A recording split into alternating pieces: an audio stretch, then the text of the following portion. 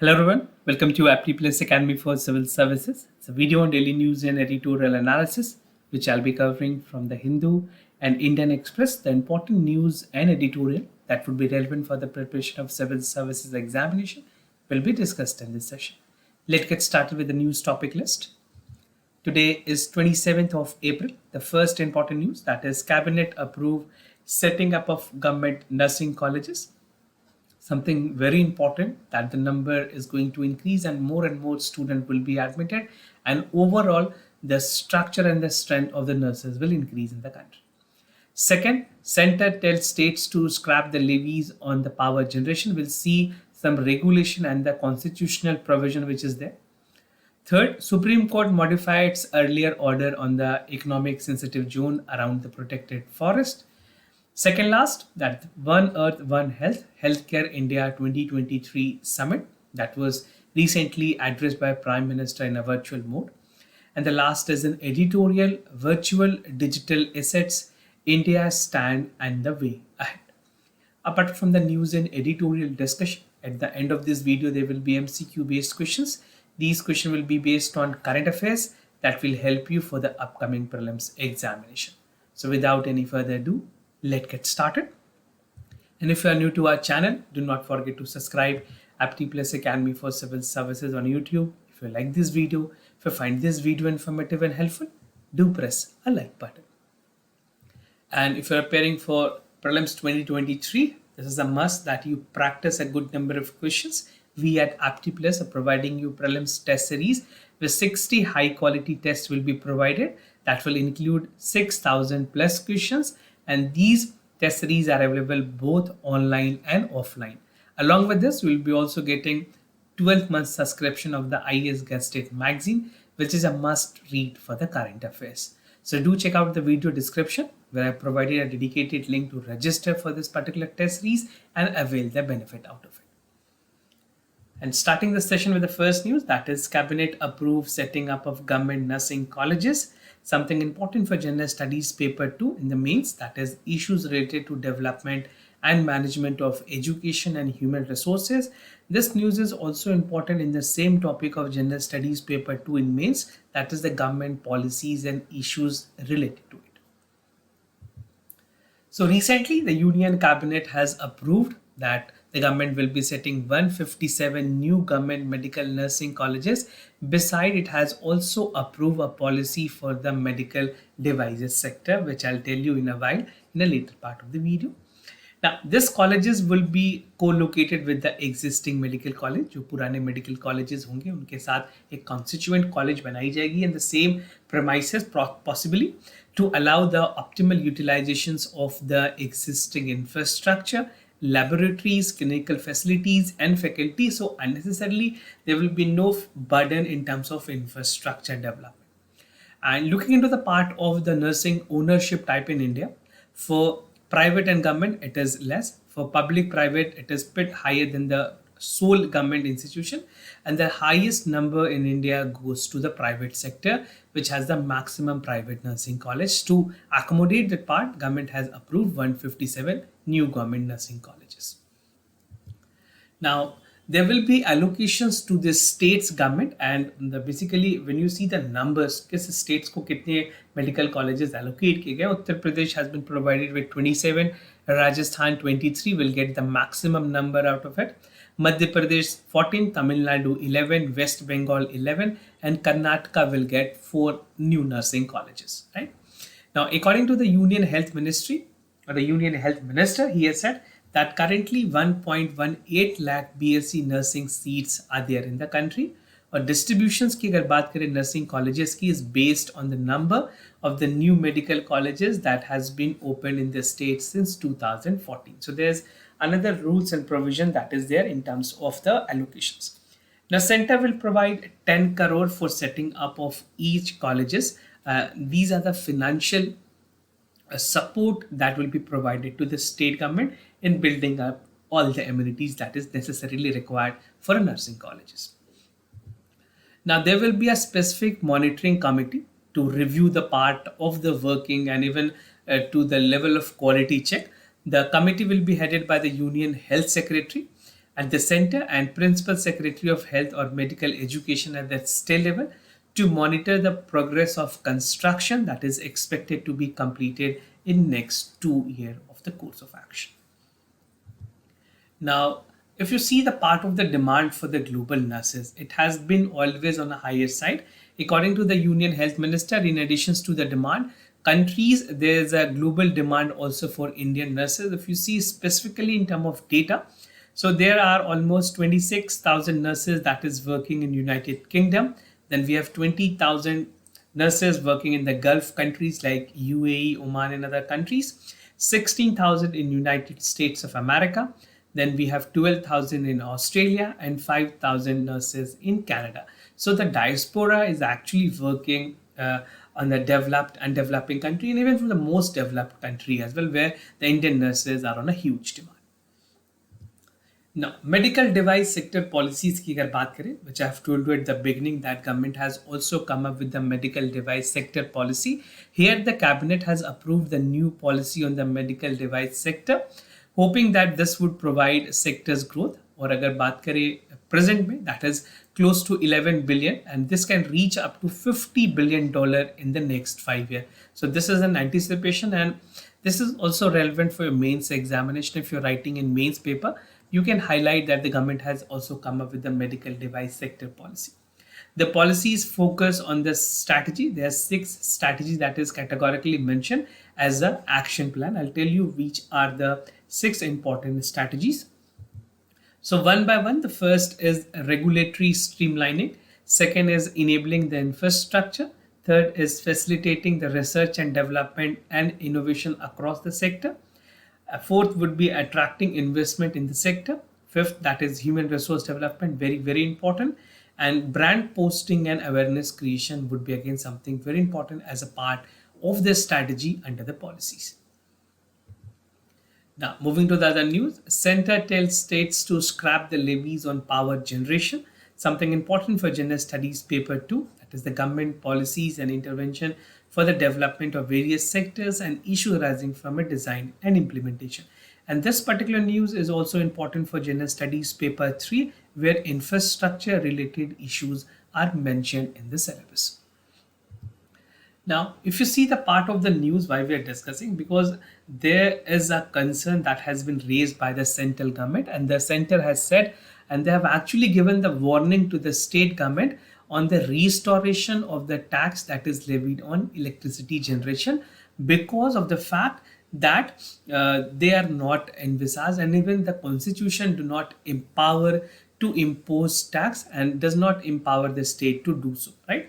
तो सेंटर ने ये कैटेगोरिकली वार्न किया है स्टेट को that you can not levy electricity generation taxes including those which are imposing on the water cesses, and even there's no provision that is mentioned in the Constitution of India. So that is a tussle, you can say, that is between the center and the state government.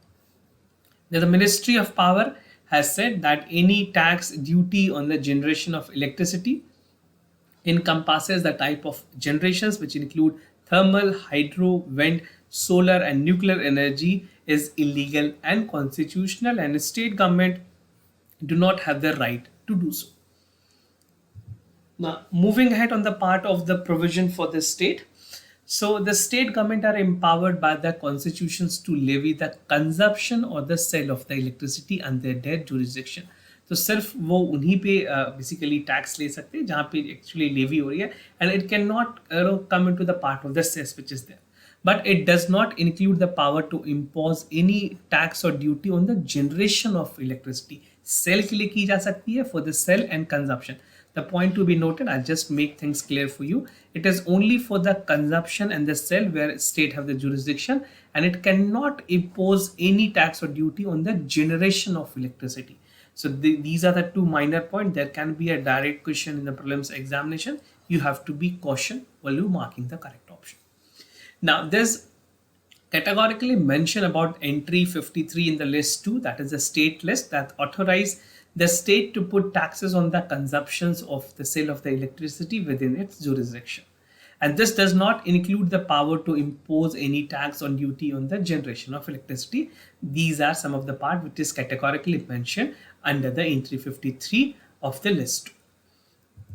Now, there's Article 286 in the Constitution that explicitly prohibits states from imposing any duties on supply of goods, services, or both where the supply take place outside the state. And even Article 287 and 288 prohibits the imposition of the taxes on the consumptions, sales of electricity consumed by the central government और sold to the central government for consumption by the government and its agencies. तो ये दो restrictions हैं state government के ऊपर जो वो नहीं कर सकती. It's prohibit actually. And any imposition on the tax of the non-consumptive water, use of water of this electricity generation is a violation in the provision. Basically ये सारी चीजें जो होंगी, this will be a violation of the rules and procedure mentioned under the Constitution. The Supreme Court modify its order on ESA around the protected area. We'll see the detail how things are working out and why the Supreme Court has reversed its decision when it comes to the part of the special economic zone or economic sensitive zone. So relevant for General Studies paper 3, that is conservation, environmental pollutions, degradations and EIA. The Supreme Court has recently modified its June 3 judgment to have a mandatory eco-sensitive zone of a minimum 1 kilometer around protected forest, national park or wildlife sanctuary across the country. ये judgment Supreme Court ने 3rd of June को दिया था, where it has actually prohibited any construction within 1 kilometer of the range. Now the apex court has noted कि जो उनकी पुरानी जो decision है, जो judgment थे, they have prevented the part of the building roads and other important infrastructure on this area. That is the reason the Supreme Court has even considered to modify its judgment. Now, government की plea file की गई against the order of the Supreme Court, and government in its plea has already issued that the eco-sensitive zone which is there, the rules which was there in 2011 around the national park and wildlife sanctuary, अगर बात करें NPs की या फिर wildlife sanctuaries की, government ने already 2011 के notification में, that is with regards to the economic sensitive zone, has come up, and it says that there will be a prior consultation with the National Board of Wildlife and they will be giving the permissions for the demarcation of the zone. So there is a proper mechanisms, institutional setup which is there to check this part. Besides this, the demarcation of the economic sensitive zone, the mining such as park and sanctuaries across the nation is also banned according to the rule of 2022 orders. Now, court ने क्या directions दिए हैं apart from modifying? The Honorable Supreme Court has given some directive to the state government, basically to the central government, और उन्होंने कहा है कि आप इस चीज़ की जो information है वो publicly लोगों को बताएं. There should be a draft notification issued so that the person who are concerned with that, the stakeholder or any interested person, must be aware about the fact and the recent ongoing decision both by the central government as well as by the Supreme Court. Now, the top court in 2020 has issued a slew of directions where the role of state government cannot be confined as a facilitator for the generator of economic activities and immediate upliftment of fortune for the states. Now, moving to the other news, One Earth, One Health Advantage Healthcare India 2023 Summit. Something important for General Studies paper 2, that is bilateral regional grouping and agreement involving India and affecting India's interest, and it is also important for General Studies paper 2 where issues related to health and management are specifically mentioned in the syllabus. So Prime Minister was addressing a virtual summit. The title for the summit was One Earth, One Health Advantage of Healthcare India in 2023, and Prime Minister has categorically called that an integrated, inclusive and institutional global response is very important to cater the healthcare challenges, right? He was basically trying to confine on the fact that the COVID-19 pandemic has shown the border cannot stop the threat, and even we are highly deeply connected to the world in terms of healthcare sector. Now, he also said that the global response in the healthcare challenges cannot be isolated without integrated, inclusive and institutional approach, which India seeks to focus on during their G20 presidency. India is a current chair for the G20. Now, we'll see that on the bit. So vaccine development की अगर बात करें, the Prime Minister said that India made in vaccine were developed, and even India has shown across the globe that here's India is a country which is capable enough to make it more indigenous vaccines, and we have already done it, proving our part of science and technology research and development. So India became home to the largest and fastest COVID-19 vaccination drive in the world. And even not only that, India has also supplied 300 million doses of COVID-19 vaccine to over 100 countries. And these shows both capacity and commitment of India. Now, holistic healthcare की अगर बात करें, India has a tremendous diversity in culture, climate, and social dynamics. Healthcare professionals trained in India are exposed to diverse experiences, and this helps them to develop skills that can meet the needs for the different situation. Now, healthcare talent has won the world trust. This is the fact. And India has a great tradition when it comes to preventive, promotive healthcare system. We have Unani system, we have homeopathic, and all other part of the things that is there in terms of yoga and Ayurveda, which is a world recognized practice. And India has a healthcare system which is affordable and accessible. और इसी concern में government of India ने Ayushman Bharat initiative भी launch किया था, where 500 million people are covered with free medical facilities. Moving to the other news, this is the editorial for the day. That is virtual digital assets, India stand and the way ahead. Something important for general studies paper 3. That is Indian economy and issues related to planning, mobilization, resource growth and development. So what I'll be discussing under this editorial, there's a virtual digital asset which has been discussed in this editorial. We'll see the part of a consigned approach, a considered approach, significance of the move by the government of India in terms of including the part of digital transition into the ambit of the rules and regulations, reconsidering the tax part, and even using India's G20 platform. And if you go by the definition of Income Tax Act, when it comes to the definition of virtual digital asset, which is also known as VDS. So Income Tax Acts define it, and it refers that any information or code, number or token that is generated through the cryptographic means. And just to remind you that the RBI has also cautioned and even not promoted any part of the cryptocurrency operations in India. So it can not be in the part of Indian currency or any foreign currency. This is what we define as the virtual digital assets. Now, the advent of the new technology, in fact, often evokes a red flag in their own minds and even the government of India to the part of the regulatory measures. Now, a considered approach की बात की गई है. How? Because recently the Ministry of Finance has brought a notification where all transition of the virtual digital assets will be the purview of under the Prevention of Money Laundering Act, जिसे PML भी कहते हैं. This means that any digital transition or the platform carrying activities will have to register for reporting the entity with the Financial Intelligence Unit of India, a special wing, जैसे FIU भी कहते हैं, which is looking for any kind of financial fraud operating within India, across and overseas. This is a national agency to strengthen India's effort against the money laundering and terror financing. I'm talking about the FIU.